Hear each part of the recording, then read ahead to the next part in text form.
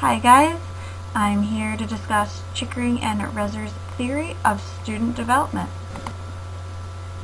So, a brief introduction. Arthur Chickering wrote the first edition of Education and Identity in 1969.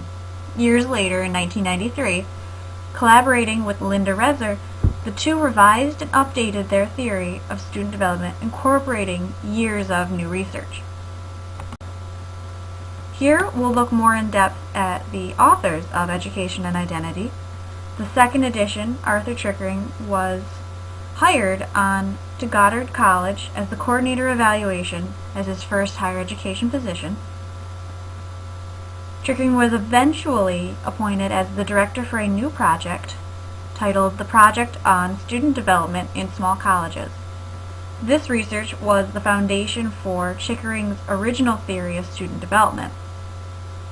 Linda Reser has worked primarily with adult and non-traditional student populations, and the combination of age, gender, and professional experience differences of these authors is one of the most important components for their updated version of Chickering's theory, which originally was only based on white young adult males.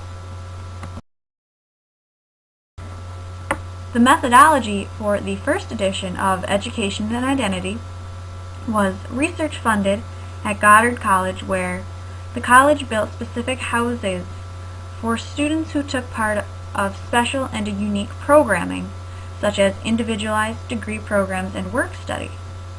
Students part of the specialized program and those that were not part of the specialized programming were interviewed and asked questions and asked to keep journals to assess their development.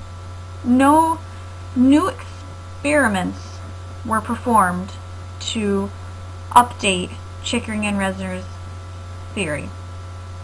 Rather, they looked into and reviewed current research on student development, and adhering to the original theory, they updated it with these important theories for more inclusive descriptions, such as adding minority identities, gender theory. Chickering's theory consists of 7 vectors through which students develop.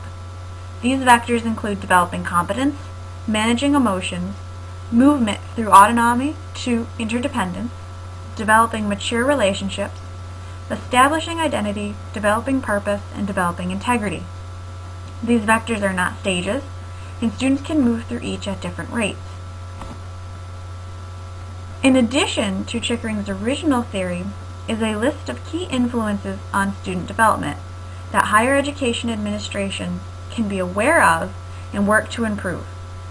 The key influences are environmental factors that have the potential to powerfully impact student development.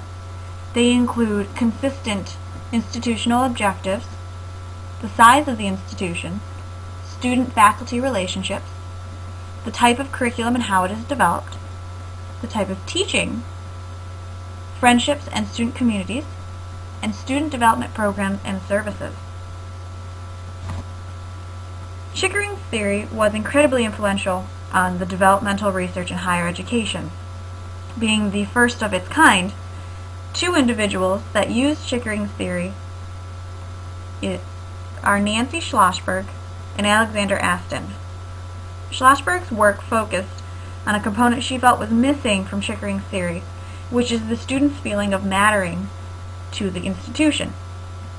Schlossberg's research shows that students that feel that they matter on the campus take part in extracurricular activities and services. According to Chickering and Reser's theory, students who take part of extracurricular activities and services do better overall. So Schlossberg and Chickering actually went on to co-author a book on student transitions and mattering in college. Aston used Chickering's original research design for Education and Identity and modified it to look at the facilitating factors of involvement in extracurricular activities. Aston ended up developing 5 conventions of student involvement. These include involvement requires energy investment, which is both psychosocial and physical energy. Students vary in how much energy is invested. Time and serious dedication are important factors. What a student gains from involvement is directly correlated to how much they invest. And academic performance is correlated to student involvement. A common critique of Chickering's theory is its lack of relevance for certain minority groups. This is due in part to the limited research on these groups in general, though the original Education and Identity Edition 1 was very limited in its research and was written only with white males as its group of reference. The updated edition does look to include gender theory, sexuality, and plenty of minority groups.